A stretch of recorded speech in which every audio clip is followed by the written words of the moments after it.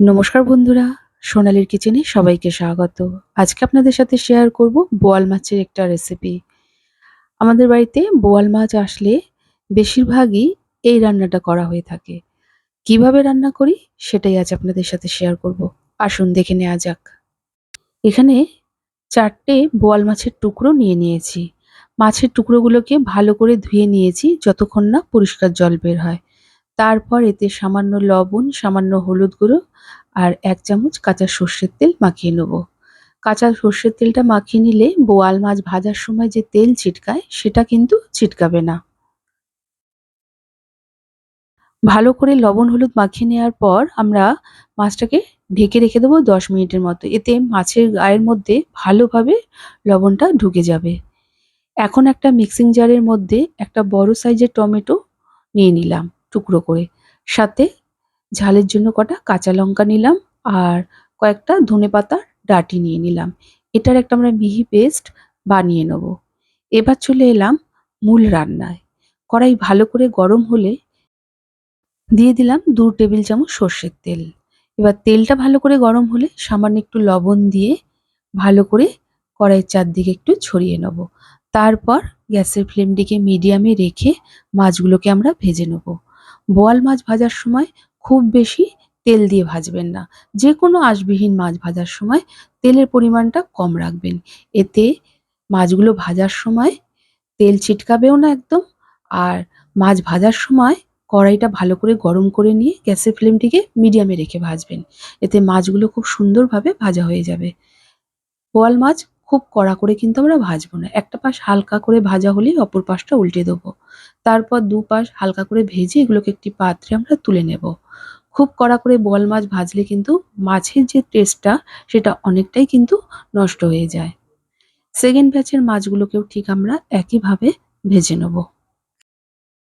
যেকোনো মাছ ভাজার সময় গ্যাসের ফ্লেমটিকে হাইতে রেখে ভালো করে কড়াইটা গরম করে নিয়ে তেলটা ভালো করে গরম হলে গ্যাসের ফ্লেমটিকে মিডিয়ামে রেখে সামান্য একটু তেলের মধ্যে লবণ দিয়ে মাছগুলো ভাজবেন, দেখবেন মাছগুলো কড়াইয়ের গায়ে লেগে যাবে না, খুব সুন্দরভাবে উল্টে পাল্টে ভেজে নেওয়া যায়।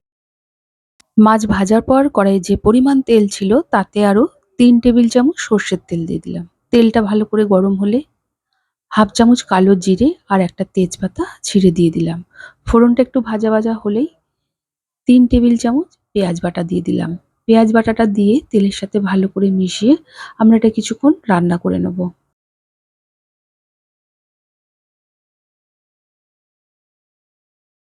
পেঁয়াজটা দেখুন ভালো করে ভাজা হয়ে গেছে, কাঁচা গন্ধটা চলে গেছে। এখন এতে টমেটো, কাঁচা লঙ্কা আর ধনেপাতার ডাঁটির যে পেস্টটা আমরা বানিয়ে রেখেছিলাম সেটা দিয়ে দিলাম। হাফ চামচ হলুদ গুঁড়ো, ১ চামচ জিরে গুঁড়ো, হাফ চামচ লাল লঙ্কার গুঁড়ো আর কালারের জন্য হাফ চামচ কাশ্মীরি লঙ্কার গুঁড়ো, স্বাদ অনুযায়ী লবণ আর সামান্য একটু গরম মসলা গুঁড়ো দিলাম। এবার এটাকে আমরা ভালো করে কষিয়ে নেব।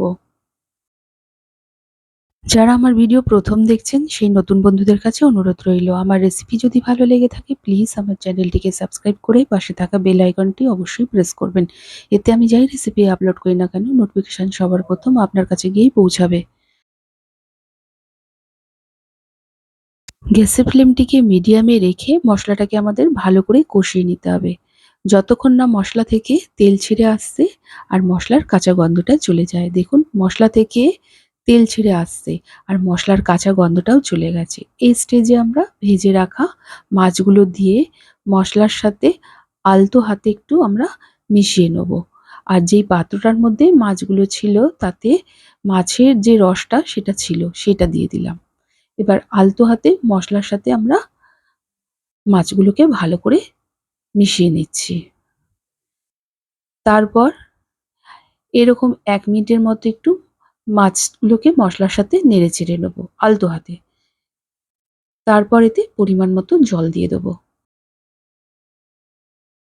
এইভাবে মশলার সাথে মাছগুলোকে একটু হালকা হাতে নেড়েচেড়ে কষিয়ে নিলে মাছের মধ্যে মশলার সমস্ত স্বাদগুলো কিন্তু ভালোভাবে ঢুকবে।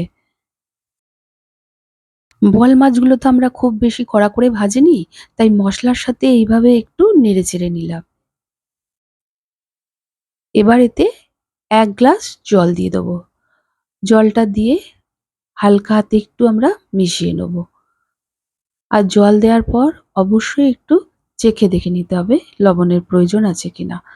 একটু সামান্য লবণের প্রয়োজন ছিল, তাই একটু সামান্য লবণ দিয়ে দেবো। সাথে ২ টো চেরা কাঁচা লঙ্কা দিয়ে এটাকে আমরা ঢেকে ১ম এ হাই ফ্লেমে রান্না হতে দেবো। ভালোভাবে ফুটে উঠলে গ্যাসের ফ্লেমটিকে মিডিয়ামে রেখে এটাকে আবারও কিছুক্ষণের জন্য রান্না হতে দেবো।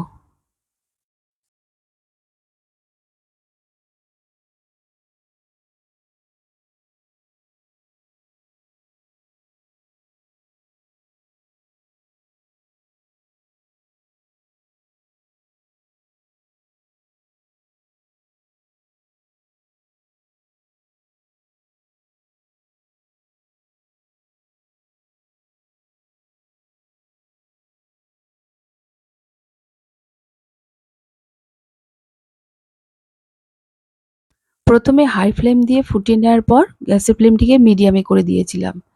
তারপর কিছুক্ষণ পর দেখাচ্ছি, দেখুন ঝোলটা আমাদের গা মাখো হয়ে গেছে। রান্নাটা আমাদের হয়ে এসছে। এখন বেশ কিছুটা পরিমাণ ধনেপাতা কুচি দিয়ে হালকাতে একটু মিশিয়ে নেব। তারপর গ্যাসের ফ্লেমটিকে অফ করে এটাকে আমরা কিছুক্ষণ ঢেকে রেখে দিয়ে সার্ভ করব। আমাদের বাড়িতে বোয়াল মাছ আসলে বেশিরভাগ দিন যেইভাবে রান্না করা হয় সেটাই কিন্তু আজ আপনাদের সাথে শেয়ার করলাম। একবার এইভাবে বানিয়ে দেখুন, আশা করছি ভালো লাগবে। আর বানিয়ে আমাকে অবশ্যই কমেন্ট করে জানাবেন কেমন লেগেছে। যদি ভালো লেগে থাকে একটা লাইক ও প্রচুর শেয়ার করবেন। গরম ভাতের সাথে এইরকম বোয়াল মাছের ঝাল থাকলে এই এক পদ দিয়েই কিন্তু সমস্ত ভাত খাওয়া হয়ে যাবে। যাই হোক, আজকের মতো এই পর্যন্ত। আবার হাজির হয়ে যাব নতুন কোনো রেসিপির সাথে। সবাই ভালো থাকুন, সুস্থ থাকুন। ধন্যবাদ।